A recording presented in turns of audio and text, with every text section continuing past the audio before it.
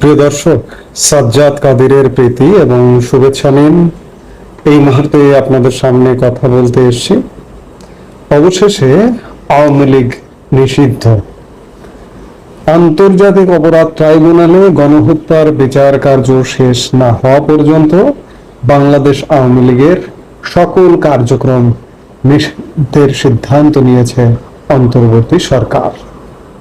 গতকাল রাতে উপদেষ্টা পরিষদের বিশেষ বৈঠকে এই সিদ্ধান্ত হয়। আওয়ামী লীগ নিষিদ্ধের দাবিতে বিভিন্ন সংগঠনের অবস্থান কর্মসূচি চলার মধ্যেই সরকারের তরফে এই সিদ্ধান্ত জানানো হয়। গত 9 মাসে বাংলাদেশে আওয়ামী লীগ এক প্রকার আসলে নিষিদ্ধের পর্যায়ে, সেটা আনুষ্ঠানিকভাবে গতকালকে উপদেষ্টা পরিষদের বৈঠকে সিদ্ধান্ত নেওয়া হয়েছে। আগামী কর্মদিবস অর্থাৎ সোমবার, আজকে সরকারি ছুটি, বৌদ্ধ পূর্ণিমার বন্ধ, সোমবারে হয়তো এ বিষয়ে প্রজ্ঞাপন জারি হবে। বিশেষ করে সন্ত্রাস বিরোধী আইনে আওয়ামী লীগ একটি সন্ত্রাসী সংগঠন, এরকম আখ্যা দিয়ে প্রজ্ঞাপনটি জারি হবে।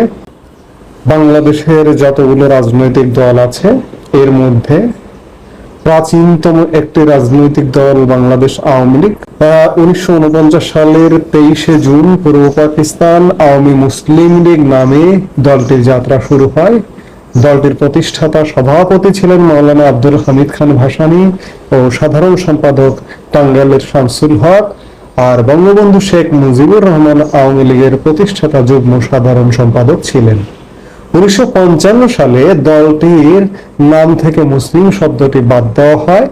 দীর্ঘ রাজনৈতিক পরিক্রমায় 1971 সালের মুক্তিযুদ্ধেও দলটি নেতৃত্ব দিয়ে বাংলাদেশ স্বাধীনতায় গুরুত্বপূর্ণ অবদান রাখে। দীর্ঘ চড়াই উতরায় পেরোনো একটি রাজনৈতিক দল আওয়ামী লীগ। এর আগেও, আজকে 2025-এ যখন নিষিদ্ধ হলো, এর আগেও পাকিস্তান পিরিয়ডে 2বার নিষিদ্ধ হয়েছে। প্রথমবার নিষিদ্ধ হয় 1958 সালে। পাকিস্তানের প্রথম সামরিক শাসক হিসেবে আইয়ুব খান ক্ষমতা নেওয়ার পর সব রাজনৈতিক দল নিষিদ্ধ করেন। সেই হিসেবে আওয়ামী লীগও নিষিদ্ধের তালিকায় পড়ে যায়। এরপর 1971 সালের 26শে মার্চ পাকিস্তানের তৎকালীন প্রেসিডেন্ট ইয়াহিয়া খান জাতির উদ্দেশ্যে দেওয়া এক ভাষণে আওয়ামী লীগ নিষিদ্ধ ঘোষণা করেছিল। আবার স্বাধীন বাংলাদেশে আওয়ামী লীগ নিজেরাই, আওয়ামী লীগ তখন ক্ষমতায়, বাকশাল গঠিত হয়েছিল 1975 সালের 24শে ফেব্রুয়ারি। সেই বাকশাল গঠন হবার কারণে বাংলাদেশের সব রাজনৈতিক দল বিলুপ্ত ঘোষণা করা হয়। সেই তালিকায়, বাকশালের তালিকায় বা বিলুপ্তের তালিকায় আওয়ামী লীগও পড়ে গিয়েছিল। এর আগে 2বার, একবার আইয়ুব খানের আমলে সব রাজনৈতিক দল নিষিদ্ধ, ইয়াহিয়া খান আওয়ামী লীগকে নিষিদ্ধ করলেন বেতার ভাষণে। আবার বঙ্গবন্ধু শেখ মুজিবুর রহমান আওয়ামী লীগকে বিলুপ্ত করে বাকশাল গঠন করলেন। এরপর স্বাধীন বাংলাদেশে নানান চড়াই উতরাই পেরিয়ে আওয়ামী লীগ যাত্রা করেছে। আওয়ামী লীগ ক্ষমতায় ছিল স্বাধীন বাংলাদেশে এবং রাজপথে ছিল দীর্ঘদিন, বিরোধী দলে ছিল দীর্ঘদিন। আজকে আওয়ামী লীগ নিষিদ্ধ হয়ে গেল, আওয়ামী লীগের পতন হয়ে গেল। 1 বছর, প্রায় 9 মাস হয়ে গেল যে আওয়ামী লীগের পতন হয়ে গেল। বাংলাদেশের গণমানুষের রাজনৈতিক দলই ছিল দীর্ঘদিন। আজকে আওয়ামী লীগের অবস্থা আসলে করুণ।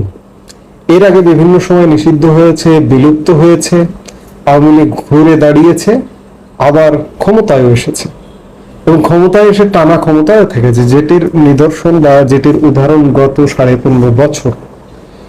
এবারও আওয়ামী লীগ একবারে বিলুপ্ত হয়ে যাবে এটি মনে হয় না, কারণ হয়তো আওয়ামী লীগ ঘুরে দাঁড়াবে। এখন আওয়ামী লীগকে আসলে গত 9 মাস আওয়ামী লীগের আমরা কার্যক্রম ওই অর্থে দেখি না। শুধুমাত্র ভার্চুয়ালি কিছু কার্যক্রম এবং ছিটে ফোটা কিছু কার্যক্রম ছাড়া দেখি না।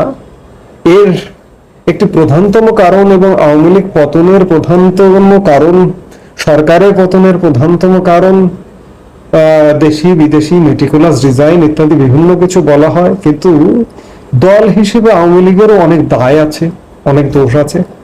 আওয়ামী লীগ 2008 সালের নির্বাচনে ক্ষমতায় এলো, এরপর 2009 সালের শুরুতে, জানুয়ারি মাসের একদম শুরুতে সরকার গঠন করলো। 5টা বছর আওয়ামী লীগ কিন্তু ঠিকই ছিল, জনগণের মাঝেই ছিল, এবং আওয়ামী লীগ ত্যাগীদের নিয়েই ছিল। আওয়ামী লীগের যারা দীর্ঘদিনের রাজনীতিবিদ তারা ছিলেন। কিন্তু এক টার্ম চলে যাওয়ার পরই 2009 থেকে 2014 যে ইলেকশনটা হলো, এর ফলে 14 থেকে 24 আওয়ামী লীগ আস্তে আস্তে মাটি থেকে দূরে সরে যাওয়া শুরু হয়েছে। আওয়ামী লীগের যারা নিবেদিত প্রাণ, যারা ত্যাগী রাজনীতিবিদ, তাদেরকে আস্তে আস্তে সাইড লাইনে পাঠানো শুরু হয়েছে। ত্যাগীরা তো সবসময় জনমুখী রাজনীতির কথা চিন্তা করে, ত্যাগীরা তো সবসময় কল্যাণের রাজনীতির কথা চিন্তা করে, ত্যাগীরা তো সবসময় সেবার রাজনীতির কথা চিন্তা করে। আজ থেকে প্রায় 10 বছর আগে এই যে যারা সেবা, কল্যাণ, গণমুখী, তাদেরকে আসলে সরিয়ে দেওয়া হয়েছে। সরিয়ে কারা দিয়েছে? দুর্বৃত্তরা, ব্যবসায়ী, আমলা, এটা সেটা, যারা কখনো বাংলাদেশকে ধারণ করে না, আওয়ামী লীগকে ধারণ করে না, তাদের একটা ক্লাবে পরিণত হয়েছিল, এলিট ক্লাবে পরিণত হয়েছিল আওয়ামী লীগ। এই এলিট ক্লাবে পরিণত হবার কারণে আওয়ামী লীগের রাজনীতিতে ভালো মানুষজন আসলে দাঁড়াতে পারেনি।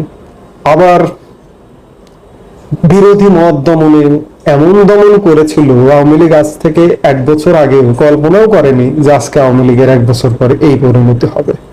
যদি কল্পনা করতো তাহলে সবাইকে সহ অবস্থান নিয়েই থাকতো। আজকে আওয়ামী লীগের এই করুণ অবস্থা, আওয়ামী লীগ নিষিদ্ধ হয়ে গেল। আওয়ামী লীগ নিষিদ্ধ হয়ে গেল, আবার এটিও বলতে হবে যে আওয়ামী লীগ নিশ্চিতভাবেই ঘুরে দাঁড়াবে, কারণ নিষিদ্ধ তো হয়, অনেকেই নিষিদ্ধ হয়। যেমন জামাত গত বছরের 29শে জুলাই নিষিদ্ধ হলো, নিষিদ্ধ করলো আওয়ামী লীগ হঠকারী সিদ্ধান্তে। ঠিক তার 5 দিনের মধ্যে 5 আগস্ট আওয়ামী লীগের পতন হয়ে গেল। আজকে যারা আওয়ামী লীগকে নিষিদ্ধ করছেন, এই নিষিদ্ধ খেলা খেলছেন, তারা আসলে একই সেই রাজনীতি, একই ধারা। একে ধরো, ওকে মারো, ওকে মানে নিষিদ্ধ করো, একই ধারার রাজনীতি চর্চা হচ্ছে। আসলে আমরা যে একটা নতুন ধারার রাজনীতি প্রত্যাশা করি, সেই জায়গাটাই, সেই আশায় আসলে গুড়ে বালি। সেই জায়গায় আওয়ামী লীগ নিষিদ্ধ করা হলো, কিন্তু আওয়ামী লীগের যারা আওয়ামী লীগ করে তারা তো রাতারাতি মারা যাবে না। আজকে আওয়ামী লীগের দুর্বৃত্তরা বা যারা দুষ্টু, যারা ক্ষতি করেছে, আওয়ামী লীগের ক্ষতি করেছে, দেশের ক্ষতি করেছে, দেশের সম্পদ পাচার করেছে, তারা তো ধরাছোঁয়ার বাইরে, তারা তো পলাতক বিদেশে।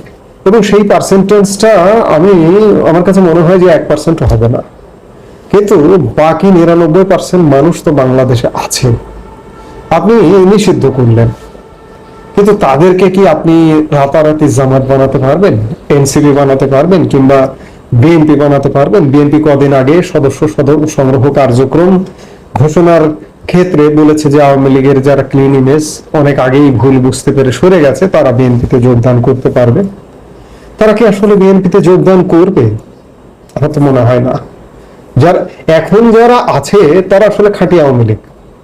যারা দুর্বৃত্ত, যারা আওয়ামী লীগের মধু খেতে এসেছিল, তারা চলে গেছে। তারা এখন নেগোসিয়েট করে অন্য দলে যাবে, বিএনপিতে যাবে, অন্যান্য যেসব রাজনৈতিক দল আছে। জামাতে যাওয়াটা খুব কঠিন ব্যাপার। জামাতের স্ট্র্যাটেজি কি হবে সামনের দিনগুলোতে? জামাতও যদি ভোট বিস্তার করতে হয়, পার্সেন্টেজ, তারাও হয়তো স্ট্র্যাটেজি নিতে পারে যে তাদের দলে যোগদান করতে পারে। এমনটা হতে পারে, কারণ তারা আকস্মিকভাবে জামাতে ইসলামী হিন্দু পর্যন্ত গঠন করেছে। জামাতে ইসলামী হিন্দু যারা করছে, তারা তো হঠাৎ করেই জামাতে ইসলামীতে যোগদান করেছে, এবং তাদের অনেকে হয়তো আওয়ামী লীগের সমর্থন করতেন বা আওয়ামী লীগে ভোট দিতেন, আওয়ামী লীগ করতেন। কাজে রাজনৈতিক দলগুলোর প্রসার করতে হলে আওয়ামী লীগের লোকজনও নিতে হবে। এখন সেটাই বিষয়। তবে আসার কথা, কাউকে নিষিদ্ধ করে আটকে রাখা যায় না। এর আগে একবার নিষিদ্ধ, 2বার বিলুপ্ত হবার পরেও আওয়ামী লীগ ঘুরে দাঁড়িয়েছে, আওয়ামী লীগ ক্ষমতায় এসেছে, আবারও ঘুরে দাঁড়াবে। তবে এখন যেহেতু আওয়ামী লীগে গত 10 বছর বিশেষ করে সকল পর্যায়ে ত্যাগী নেতৃত্বের অভাব, কিন্তু আসার কথা হচ্ছে যে ত্যাগী নেতৃত্বের অভাব আছে, কিন্তু যারা এই যে রাগ করে, ক্ষোভ করে, দুঃখ করে সরে গেছে, তারা হয়তো এখন সরব হয়ে উঠবে, সেই জায়গা থেকে আওয়ামী লীগ ফিরে আসবে, ঘুরে দাঁড়াবে, এটি বলাই যায়। কারণ এরকম একটি দল হারিয়ে যাবে না হয়তো। কারণ আপনি বিএনপির অবস্থান চিন্তা করুন, যে বিএনপি আজ থেকে 1 বছর আগে বা 2 বছর আগে বিএনপির উপর আওয়ামী লীগ যে দমন পীড়ন করেছে, বিএনপি কি হারিয়ে গেছে? আজকে বিএনপির অবস্থাটা দেখুন, রমরমা অবস্থা, সারা বাংলাদেশ এক প্রকার তাদের নিয়ন্ত্রণে, তাদের কন্ট্রোলে। তো সেই জায়গা থেকে আওয়ামী লীগও হারিয়ে যাবে না। আওয়ামী লীগের ননন চড়াই উত্তরায় পেরিয়ে ৭৬ বছরের ইতিহাসে আওয়ামী লীগ নিভে গেছে, আবার উঠে দাঁড়িয়েছে, এবং উঠে দাঁড়িয়ে দলকে যোগ্য করে ক্ষমতার কেন্দ্রে চলে এসছে। কাজেই আওয়ামী লীগও এই ক্রান্তিকাল সহ্য করে, ক্রান্তিকাল পাড়ি দিয়ে পেরিয়ে ক্ষমতায় আসবে আবারও হয়তো, কিন্তু সেটি কতদিন এটি এই মুহূর্তে বলা কঠিন। কারণ আওয়ামী লীগ নেতৃত্ব, আওয়ামী লীগ আজকের যে পরিস্থিতি, এটিকে কিভাবে ফেস করবে, এটিকে কিভাবে মোকাবেলা করবে, সঠিক রাজনীতির উপরে ডিপেন্ড করবে আওয়ামী লীগের ফেরা। এই মুহূর্তে এই পর্যন্ত। সবাই ভালো থাকুন, সুস্থ থাকুন। আমাদের ভিডিওগুলো নিয়মিত পেতে